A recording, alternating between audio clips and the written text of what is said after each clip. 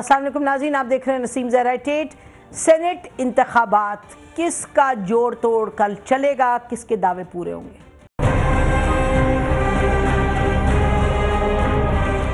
Senate के election पे पैसा चलता है। मैं अब उन हुकूमतों से ये कहूँगा कि रोक सको तो रोको। नाज़रीन, आपको ये याद होगा कि पिछले कुछ हफ्तों से, कुछ महीनों से, इनफैक्ट जुलाई 28 से ये कहा जा रहा था अब तो सेनेट इलेक्शन नहीं होंगे, अब तो सिस्टम लपेटा जाएगा, अब तो कहानी ख़त्म होगी, अब तो सेनेट इलेक्शंस की बजाय कुछ और ही देखेंगे, किसी सूरत पावर्स दैट बी वो सेनेट का इलेक्शन नहीं होने देंगी। तो अल्लाह का शुक्र है कि सेनेट के इलेक्शंस तो हो रहे हैं, इंशाल्लाह कल सेनेट के इलेक्शंस होंगे। ये ज़रूर है कि बड़ी अजब एक बात है कि PMLN अच्छी भली पार्टी अलाइव एंड किकिंग, उनके जो कैंडिडेट्स हैं वो एज इंडिपेंडेंट लड़ेंगे। लेकिन बहरहाल उसके अलावा जो अहम बात है कल की वो ये कि सेनेट के टोटल जो हैं 52 सीट्स हैं इस वक्त सेनेट की जिन पर इलेक्शन लड़े जाएंगे, और 52 सीट्स पर 135 उम्मीदवार हैं। इस इलेक्शन की कल शुरुआत होगी सुबह 9 बजे, वोटिंग 9 बजे होगी और ख़त्म होंगे वोट्स 4 बजे, वोटिंग ख़त्म होगी। उसके अलावा नाजरीन जो अहम चीज़ है, थोड़ा सा हम आपको ये बताते चलें कि जो इलेक्शन होते हैं सेनेट के, उसमें जो इलेक्टरल कॉलेज है वो तमाम प्रोविंशियल असेंबलीज़ हैं। और सेनेट का काम क्या है ये भी पता होना चाहिए आपको कि जो सेनेटर्स आते हैं उनका काम क्या होता है। आपको मालूम है कि सेनेट की अगर आप वेबसाइट पे जाएं तो उसमें यह कहा जाता है कि जो सेनेटर्स जिनको इलेक्ट करके लाते हैं उनका काम होता है कि हुकूमत उसकी स्क्रूटनाइज करे, उस पर नज़र डाले रखे और यानी कि देखे कि हुकूमत काम कैसे कर रही है। उसके अलावा नए कवानीन जो होते हैं सेनेटर्स को इंट्रोड्यूस करवाने होते हैं, यानी कि मुल्क कैसे चले, किस तरह बेहतरी से चले। और फिर जो चारों सूबे हैं वो वफाक को मजबूत करना, अपने काम के ज़रिए, अपनी बातचीत के ज़रिए वफाक को मजबूत करना होता है। और ये कि जो माशरे में मुख्तलिफ जो एलिमेंट्स हैं, जो मुख्तलिफ गिरोह हैं, उनको किस तरह लेकर चलना है, उन तमाम के इंटरेस्ट को किस तरीके से इस तरह से चले कि उनके इंटरेस्ट भी पूरे हों और कोई तोड़ फोड़ ना हो वफाक में। तो ये चीज़ें हैं और ये बताना लाजमी इसलिए नाज़रीन क्योंकि इलेक्ट होके आएंगे लोग कल इंशाल्लाह, उनसे तवक्कुआत आइन के मुताबिक ये हैं कि वो आके ये भारी भरकम काम करेंगे। लेकिन बहरहाल ये तो है सिलसिला के इलेक्शन होंगे और सेनेटर से तवक्कुआत क्या है। इस पर आज सेनेट के हवाले से हमारे साथ बात करने के लिए मौजूद है नाजरीन कमर जमान कायरा साहब। इस वक्त सेंट्रल पंजाब पीपल्स पार्टी के सदर भी हैं। बहुत भारी इन पर बोझ है इनके कंधों पे कि पंजाब में पीपल्स पार्टी को रिवाइव करें। फिर हमारे साथ मजहर अब्बास साहब हैं, कराची से इन्होंने हमें ज्वाइन किया है। सिंध में इस वक्त क्या सूरत हाल है उस पर बात करेंगे। रहीमुल्लाह यूसुफजई साहब इज़ विद अस टुडे। ये KPK के हवाले से क्या होने जा रहा है और कितनी सीट्स किसके पास हैं और किसके क्या दावे हैं उस पर बात करेंगे। तो ये हमारा पैनल है। आपका बहुत शुक्रिया हमें ज्वाइन करने का सबका। नाज़रीन थोड़ी सी कुछ आज जो बात करेंगे हम, कुछ जो हक़ाइक़ हैं जो सेनेट के इलेक्शन से। आपको मालूम है कि ये कहा जा रहा है कि तमाम पार्टीज़ जो हैं वो एक दूसरे पर तोहमत लगाए बैठी हैं। कोई कह रहा है जी वो ख़रीद रहा है, कोई कह रहा है वो बिक रहा है, और ये सेनेट का जो इलेक्शन है इसमें असल में बाज़ार लगता है, पैसे चलते हैं। तो इस हवाले से हम आपको बताएं कि हमने आसिफ अली जरदारी साहब से अभी कुछ ही रोज़ पहले इंटरव्यू किया, तो हमने उनसे बड़ी स्पेसिफिक बात की। हमने कहा जी पैसे के हवाले से बताएं कि क्या हो रहा है, पीपल्स पार्टी का भी कहा जा रहा है पैसे लगाएगी। सुनिएगा क्या कहा था जरदारी साहब ने। कहेंगे उसको वोट देंगे, दूसरी चीज़ जो काउंट की है वो पैसा की in the past. This not true, not true. देखिए ना, अब फॉर एग्जांपल मैंने फैसल, एक बेटा है, बच्चा है, हमारा दोस्त भी है, उसको मैंने KP से टिकट दी है। बिलोरो के घर से उसकी शादी हुई है, तो वो रिश्ते में उनको मिल जाए, रिश्ते में 4 वोट मिल रहे हैं। तो जरदारी साहब तो कह रहे हैं पैसा नहीं चलेगा, रिश्ते चलेंगे। दूसरी तरफ मियाँ नवाज शरीफ साहब क्या कह रहे हैं? मियाँ नवाज शरीफ साहब का तो वैसे क्या वो फरमा रहे हैं जुलाई 28 से मुझे क्यों शरीफ ने करप्शन नहीं की तो फिर आपने उसको क्यों निकाला मनसब से? मुझे समझ नहीं आती कि मुझे क्यों कर निकाला गया। क्यों निकाला? मैं पूछना चाहता हूँ क्यों निकाला? मुझे समझ नहीं आती कि मुझे क्यों कर निकाला गया। आपको समझ आती है? चलिए जी, मुझे क्यों निकाला, लेकिन मैं बड़े भरपूर तरीके से सेनेट के इलेक्शंस में इस वक्त पार्टिसिपेट कर रहा हूँ। ये PMLN कर, ये बड़ी अच्छी बात है। उधर इमरान खान साहब कहते हैं, वो नाराज़ हो रहे हैं, वो कह रहे हैं कि जी आपके पास सीट्स ही नहीं, और आप अपने जो हरीफ है उनको कह रहे हैं कि जी सीट्स हैं नहीं, आप किधर चले हैं अपने सेनेट में कैंडिडेट्स को खड़ा करने। तो सुनिएगा इमरान खान साहब ने इस हवाले से कहा क्या। सेनेट के इलेक्शन पे पैसा चलता है। मुझे भी एक ऑफर आ गई थी, इतने MPs हैं भी नहीं, वो भी 2-2, 3-3 कैंडिडेट्स खड़ा कर देती हैं। आज अमेरिका में सेनेटर्स डायरेक्टली इलेक्टेड होते हैं। तहरीक इंसाफ 2018 का इलेक्शन जीतेगी, और आते साथ ही पहली चीज़ हम करेंगे कि ये हम सिस्टम चेंज करेंगे सेनेट का इनडायरेक्ट इलेक्शन, और हम डायरेक्ट इलेक्शन करवाएंगे सेनेट के भी। हमने ये सिस्टम ही बदल देना है जो ये इस तरह की हॉर्स ट्रेडिंग की इजाज़त देता है। अच्छा, इमरान खान साहब ने शिकायत की हॉर्स ट्रेडिंग की, लेकिन ये बताते चले मसलन पंजाब में PTI के पास 30 वोट्स हैं पंजाब असेंबली में। एक कैंडिडेट को लाने के लिए असेंबली में चाहिए आपको 53 वोट्स, 53 वोट्स की ज़रूरत है, लेकिन 30 वोट्स है इमरान खान साहब के पास। और जो अगर आप विमेन सीट पे किसी को लाना चाहें तो पंजाब में आपको 185 वोट्स की ज़रूरत है। इमरान खान साहब के पास ये नहीं है, लेकिन फिर भी उन्होंने खड़ा किया एक तरफ से चौधरी सरवर साहब को और अंदलीब अब्बास साहिबा को। तो जाहिर है कि इमरान खान साहब किस तरीके से इनको जिताएंगे जब उनके पास सीट्स नहीं है। तो ये सवालात अहम है नाजरीन जब हम बात इस पे करें, क्योंकि लगता यह है कि बातें अपनी जगह हैं लेकिन हकायक अपनी जगह हैं। और ये फाटा की भी बात है, KPK की भी है, सिंध में भी बात करेंगे। तो जो भी हमारे सियासतदान इस वक्त फरमा रहे हैं, जो एक दूसरे पर तोहमत लगा रहे हैं, लेकिन जो हकायक अगर आप जरा देखें तो मुख्तलिफ है। हम शुरू करते हैं कायरा साहब, सिंस आप सबसे एक्सपीरियंस्ड हैं इस पैनल में, ये ज़रा बताइएगा कि अब हम क्या पब्लिक यही समझे, यही एक्सपेक्ट करे कि कल के दिन बहुत कुछ चलेगा। नसीम साहब, गुजारिश ये है कि के अंदर वैसे तो सियासत वैसे ही बड़ी बदनाम है, सियासी अमल को बदनाम किया भी गया है और हुआ भी है, दोनों अतराफ से है, बाहर से भी किया गया है और अंदर से भी हुआ है। कसूरवार सियासतदान भी हैं और इदारे भी हैं। लेकिन ये जो सेनेट का हाउस है, सेनेट बेसिकली ये वफाक का इदारा कहते हैं। ये एक ऐसा इदारा है, इलेक्टेड बॉडी है हमारे 2 ऐवानी सिस्टम में, जो अपर हाउस गिना जाता है और जो वफाक का नुमाइंदा है, इसमें सारे वफाक की जो इक्वल नुमाइंदगी होती है। अनफॉर्चुनेटली इसको वफाक के अलामत के तौर पे जरूर देखा जाता है, और जो तवक्को की जाती थी कि इस इदारे से कि इसमें वो लोग आएंगे जो जनरल इलेक्शन नहीं लड़ सकते, मसलन टेक्नोक्रेट्स हैं, बहुत पढ़े लिखे क्वालम फाजिल लोग, कोई प्रोफेसर, कोई साइंटिस्ट, कोई दानश्वर, कोई मुख्तलिफ फील्ड के बड़े माहिर लोग, कोई जर्नलिस्ट पढ़े, ताकि वो लोग जो डायरेक्ट इलेक्शन नहीं लड़ते वो इस ऐवानों के अंदर आके मुख्तलिफ जमातों के टिकट्स पे, और वो आके अपना इनपुट देंगे निज़ाम को मुस्तहकम करने के लिए। इस तरह दुनिया भर में जो अपर हाउसेज होते हैं, बिल्कुल बड़े स्पेशल टेक्नोक्रेट। तो फैसल सखी बट दानिश्वर हैं। मैं एक फैसल की बात नहीं कर रहा, आप शायद मुझसे वो सुनना चाहती हैं जो मैं ना कहूँ, लेकिन नहीं, मैं कुछ नहीं सुनना चाहती, मैं तो सवाल मैं गुजारिश कर देता हूँ। मैं जनरली जो मेरे फीलिंग आपने पूछी है, मैं उसकी बिल्कुल ठीक है। ये बात दुरुस्त है कि पाकिस्तान के अंदर जिस तरह हम सियासत को उसके असल रुख पे नहीं चला पाए प्रॉपरली, आज भी हमारे प्रॉब्लम्स बहुत सारे हैं। इसी तरह हम सेनेट को भी सही तरह नहीं बना पाए।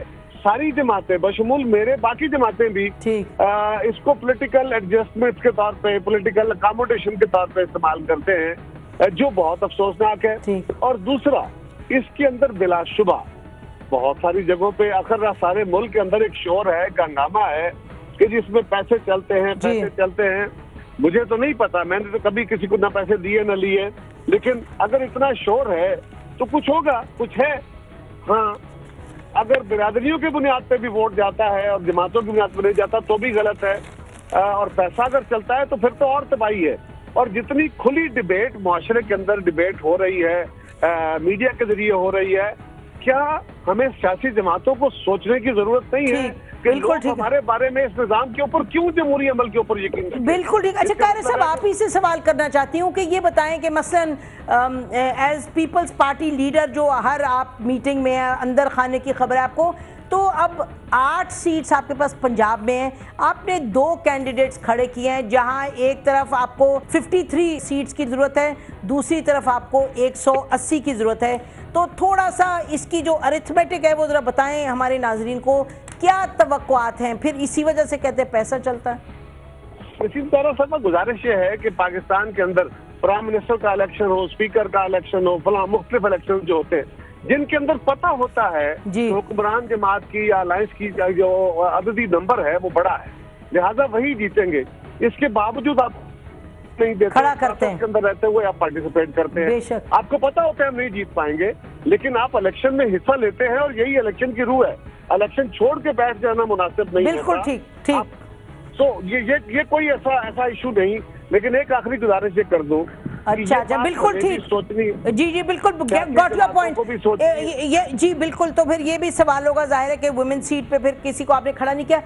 इस्माइल साहब आप जरा बताइएगा, इमरान इस्माइल साहब के, इमरान खान साहब का भी हमने सुनाया भी, वो सबसे उनकी भारी तनकीद है और सही तनकीद है कि भाई ये तमाम जो सिलसिला है इसमें यानी क्रेडिबिलिटी प्रोसेस की कहा जाती है। फिर आपने किस तरह से पंजाब से खड़ा किया 2 लोगों को, जिसके लिए वही मैं सवाल जो कायरा साहब से किया वही आपसे दोहराएंगे। बहुत शुक्रिया।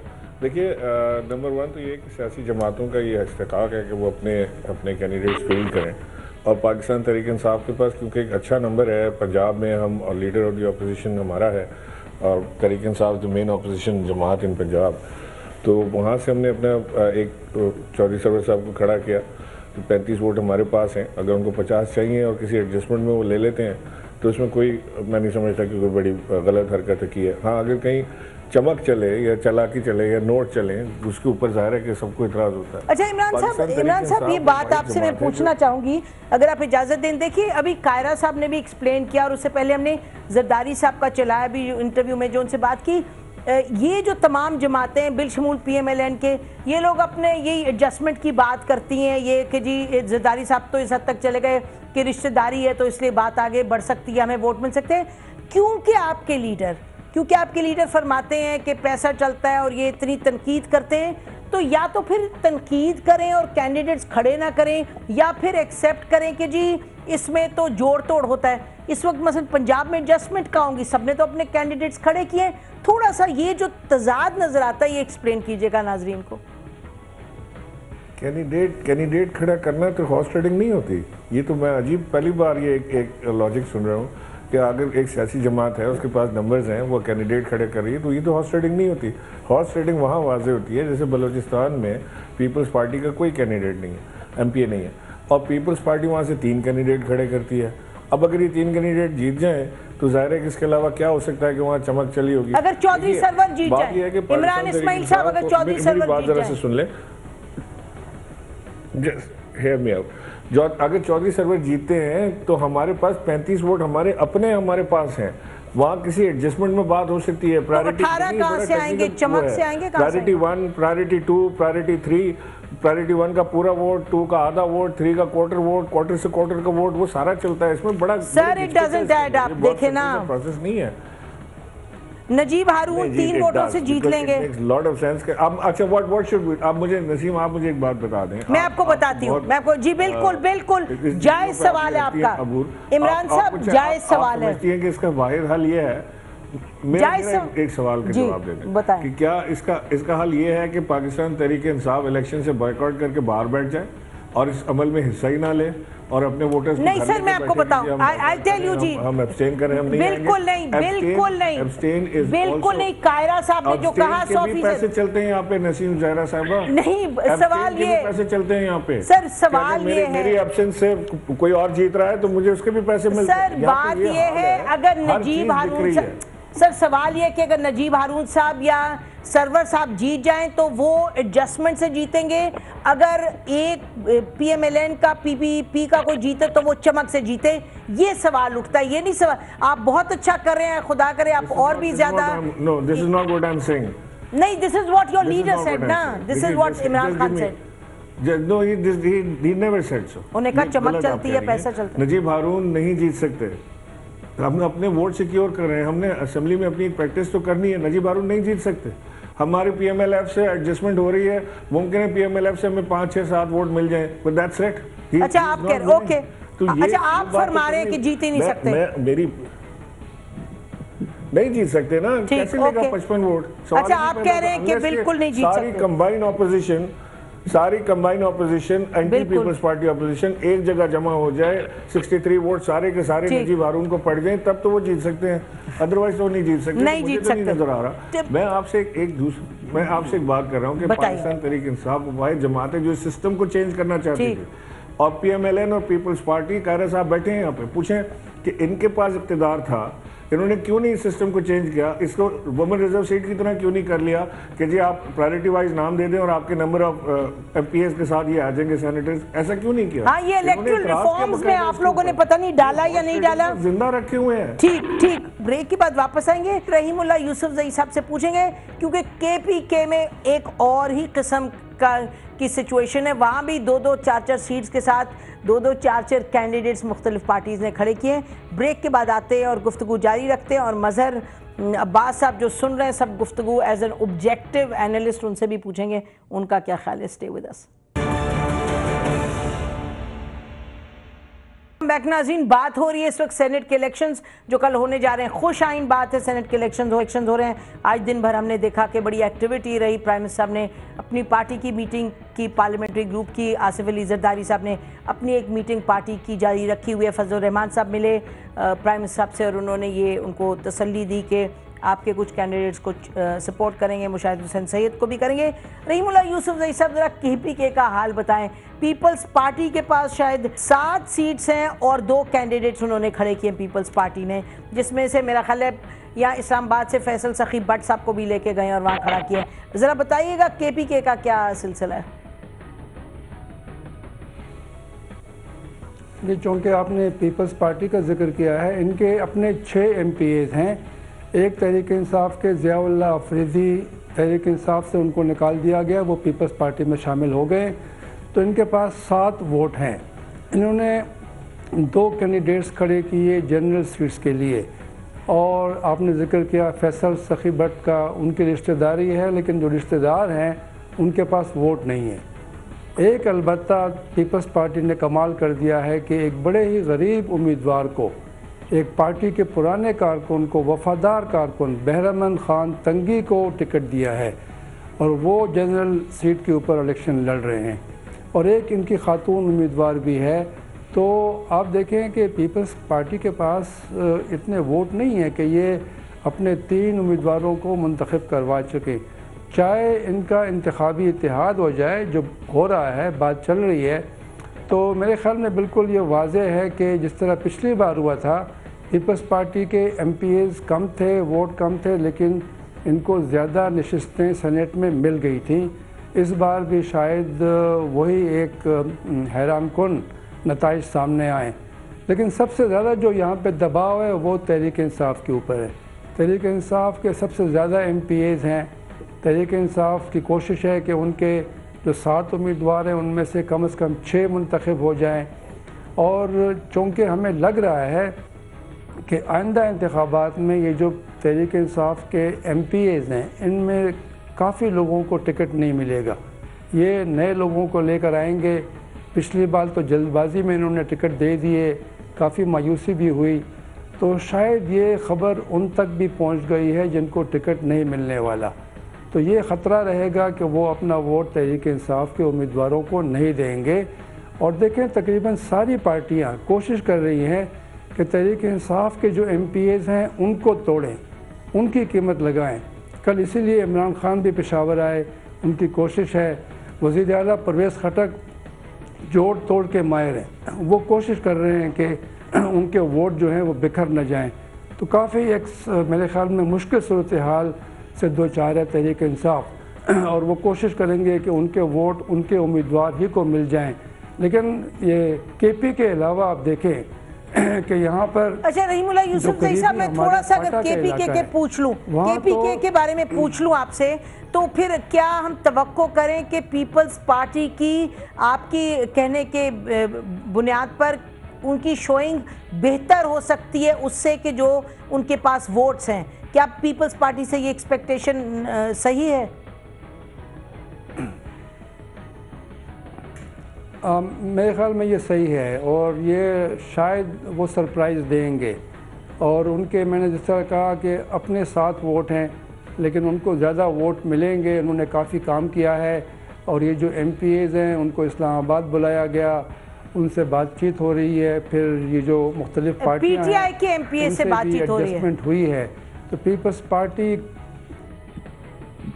PTI के MPA से भी हो रही है, कौमी वतन पार्टी तो चमक चली है या बात चली है सर? वहाँ उनके MPA से भी बात हो रही है। देखें, पहले तो बात हुई ना, उसके बाद फिर मुख्तलिफ तरीके भी इस्तेमाल किए गए। तो आप कह सकते हैं कि चमक भी है, नोट भी है और आइंदा की जो सियासत है उसको भी देखना है। लेकिन आपने भी ये भी कहा है, मेरे ख्याल में इसमें अवामिल हैं जी, आपने ये भी फरमाया कि पीपल्स के एक और बात जी बताइए। जी देखें ना, बाकी अगर पार्टियां हैं, पाकिस्तान मुस्लिम लीग नवाज़, उसके पास अपने जो MPAs हैं 16, वो बिल्कुल उनसे वो एक सीट उनकी बनती है। और आप जमीयत उलमा इस्लाम फजलुर रहमान, उनके पास भी 17 MPAs हैं, उनकी भी एक सीट बनती है, जनरल सीट। और बाकी वो जो है जोड़ तोड़ कर लेंगे, एडजस्टमेंट कर लेंगे। मौलाना समीउल हक का जो मामला है, आज़ाद कैंडिडेट उम्मीदवार हैं, तो मेरे ख्याल में आज़ाद हैं, लेकिन तहरीक इंसाफ मेरे ख्याल में शायद उनको वोट नहीं देगी।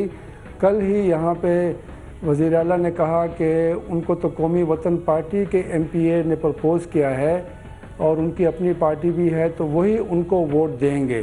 तो मेरे ख्याल में उनके लिए काफ़ी मुश्किल होगा कि वो इतने वोट हासिल। अच्छा, आपने ये भी कहा, रहीमुल्लाह यूसुफजई साहब, आपने अगर वोट दिया जी सर, आप ये भी कह रहे हैं कि PTI अपने MPA से खुश नहीं है, इस वजह से उन्हें आगे टिकट्स नहीं मिलेंगी, इस वजह से वो, अगर हम कहें, वो नाराज़ MPA हैं जो पार्टी के कैंडिडेट को वोट नहीं देंगे। क्या ये भी एक अवामिल है?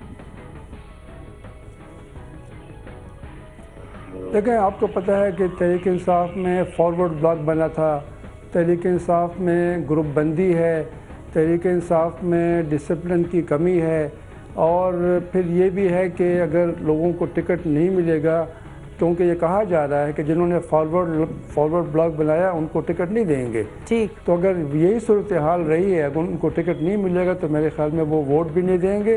तो काफ़ी मुश्किल सूरत हाल का सामना है तहरीक इंसाफ। अच्छा, फाटा पे आते हैं। इससे पहले फाटा पे आए, मैं चाहूँगी कि मज़हर अब्बास जो बड़ी पेशेंटली तमाम गुफ्तगू सुनते आए हैं, मज़हर लास्ट 3 दिहाइयों के इलेक्शंस, सेनेट के, ये तमाम सूरत हाल, क्या आज जो हम गुफ्तगू कर रहे हैं सेनेट के इलेक्शंस के हवाले से, क्या वही अवामिल हैं जो आज से 20 साल, 15 साल, 30 साल पहले थे? जी बिल्कुल वही अवामिल हैं। देखिए नसीम, ये भी कायरा साहब की भी मैं बात सुन रहा था और अपने दीगर साथियों की भी बात कर रहा था। देखिए, जहाँ उसूल नहीं चलता वहाँ बेउसूली चलती है।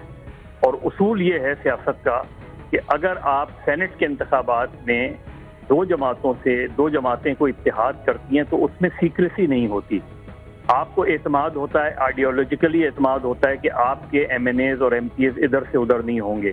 तो फिर ये सीक्रेट डील्स क्यों होती हैं? ये सीक्रेटली वोट क्यों कास्ट किए जाते हैं? ये जो पार्टीज हैं, ये जो ग्रुप्स हैं, एक all of a sudden people's party को एकदम क्या किसी दूसरी जमात में इंटरेस्ट हो गया कि उसके, या दूसरी जमात के MPAs को उनमें क्या इंटरेस्ट हो गया कि उन्होंने उनको वोट दे दिया। कोई तो उसूल होता होगा ना सियासत में।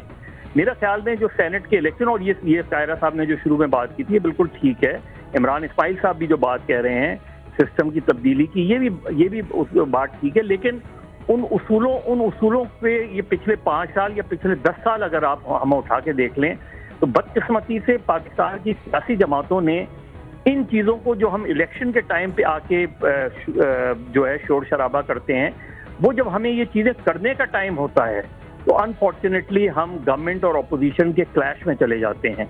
और हम उस तरीके से इलेक्शन रिफॉर्म्स किसी हद तक इन्होंने की हैं।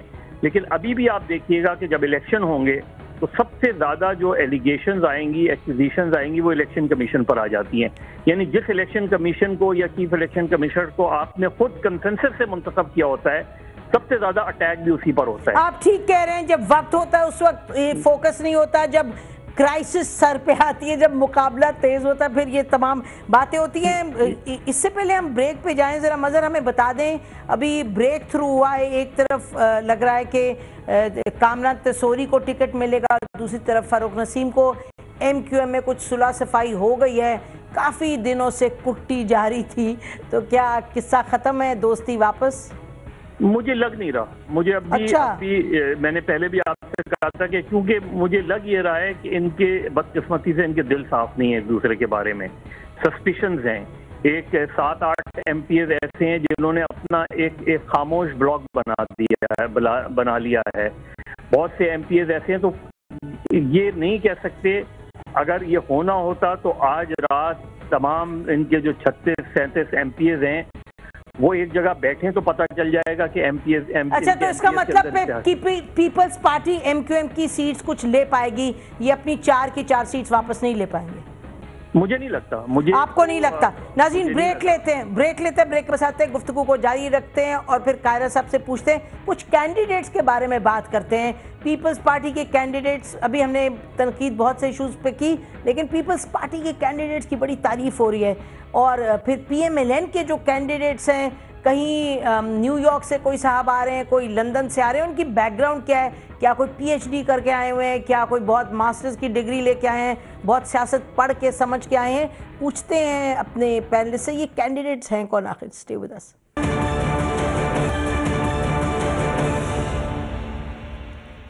वेलकम बैक नाज़रीन, हम बात करें सेनेट के इलेक्शंस जो कल होने जा रहे हैं और कैंडिडेट्स पे ज़रा फोकस करते हैं। शुरू में हमने आपको बताया कि जो आते हैं कैंडिडेट्स, सेनेट की वेबसाइट क्या कहती है, उनका काम कितना भारी है, क्या सोच विचार की ज़रूरत है, क्या नौयत है काम की। कायरा साहब, आपसे शुरू करते हैं। बड़ी तारीफ़ हुई है जो कैंडिडेट्स, इनको आपने सिंध में ख़ास तौर पे आपने टिकट्स दी हैं, एक माइनॉरिटी से आपने एक खातून को दी हैं, आपने अपने पुराने वर्कर्स को दी हैं, आपने irrespective of class of status loyalty को और एक्सपीरियंस को दी है। विमेन सीट पे आपने एक माइनॉरिटी को दी है, विमेन सीट पे। ये हम फैसल सखी भट्ट का अगर पूछें तो थोड़ा सा बताइएगा कि इनके क्या क्रेडेंशियल्स थे?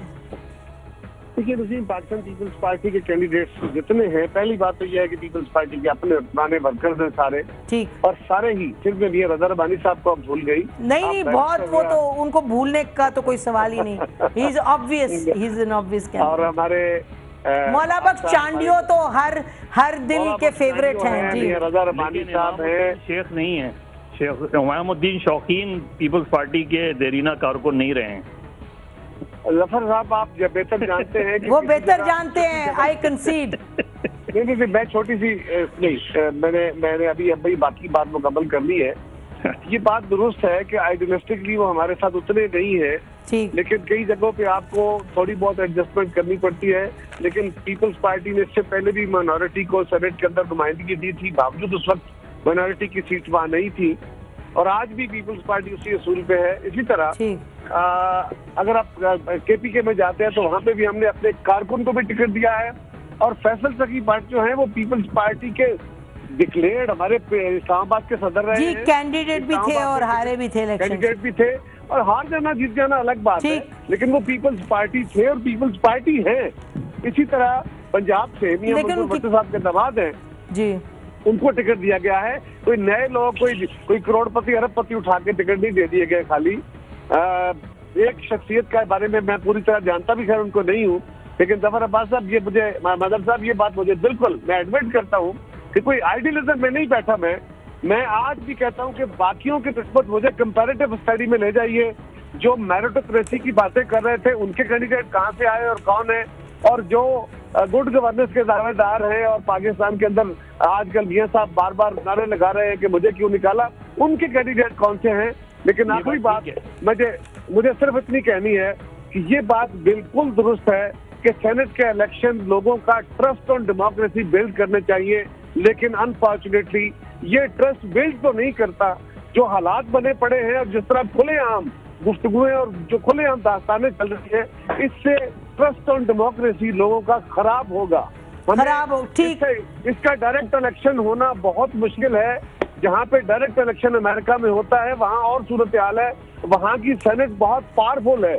या तो अब पेंडुलम पूरा शिफ्ट लेकिन कुछ करने की जरूरत होगी कायरा साहब। मैं चाहूंगी कि ये ओपन इलेक्शन कर दें। ठीक, ओपन इलेक्शन जब रिफॉर्म्स पे आएंगे तो जी आप लोगों को ये करने की जरूरत है। फाटा पे आइए रहीमुल्लाह यूसुफजई साहब, जरा फाटा की कहानी बताएं। करना चाहिए था ना जी। फाटा पे रहीमुल्लाह यूसुफजई साहब, where are we standing on FATA? जी बिल्कुल, देखिए फाटा में तो कभी ऐसा नहीं हुआ कि बग़ैर रकम के वहाँ पे कोई सेनेटर बना है। वहाँ तो पैसा चलता है और ख़ूब चलता है। और पिछली बार ऐसा हुआ कि जो भी MNAs थे वो अपने भाइयों को ले आए या अपने कज़न्स को ले आए और उनको मुंतखब करवा दिया। इस बार भी ये कोशिश हो रही है कि बजाय बाहर के लोगों को लाने के अपने रिश्तेदारों को लेकर आएँ, उनको सेनेटर बनाएं। तो ऐसा भी है कि एक कबायली एजेंसी में 2 भाई हैं, एक MNA है और एक सेनेटर है। तो एक तो ये काम भी हो रहा है, तो या रिश्तेदार आएंगे या फिर जिनके पास पैसा होगा वो आएंगे। यही 2 तरीके हैं फाटा में। और फाटा में आप देखें कि जो नुमाइंदगी होती है सेनेट में वो ऐसी है कि उससे कबायली आवाम को कोई फ़ायदा नहीं होता। अभी भी जो कुछ उम्मीदवार अभी KP में जो लोगों ने यहाँ सामने लाए हैं पार्टियों ने, उसमें ऐसे उम्मीदवार हैं जो नए नए पार्टियों में शामिल हुए। तहरीक इंसाफ में जो टिकट दिए गए उसमें कम से कम 2 लोग ऐसे हैं जो नए नए तहरीक इंसाफ में शामिल हुए हैं। तो मेरे ख़्याल में बिल्कुल वाज़ेह है कि ये टिकट जो दिए गए वफ़ादारी की बुनियाद पर नहीं दिए गए। ये कोई प्रोग्राम, कोई मंशूर, कोई उसूल की बात नहीं है, बल्कि ये सबको मालूम है कि अगर पैसे वाला उम्मीदवार होगा तो उसके जीतने के इम्कानात ज़्यादा होंगे। इसीलिए कुछ ATM की भी बात हुई है। फाटा में नाजरीन 4 सीट्स हैं और 24 कैंडिडेट्स हैं। हम ब्रेक लेते हैं, ब्रेक के बाद वापस आएंगे। इमरान इस्माइल साहब से पूछेंगे PTI के कुछ कैंडिडेट्स के बारे में। और सबसे जो अजब कहानी है वो PMLN के कैंडिडेट्स में। नाज़रीन एक तरफ हम देख रहे हैं कि डॉक्टर मुसद्दिक मलिक अच्छे कैंडिडेट हैं, मुशाहिद हुसैन सैयद जिन्होंने हाल ही में पार्टी को ज्वाइन किया वो अच्छे कैंडिडेट हैं, और किरमानी साहब भी डिजर्विंग है, पॉलिटिकल सेक्रेटरी हैं। स्टे विद अस, हम प्रोग्राम जारी रखते हैं ब्रेक के बाद। वेलकम बैक नाज़रीन।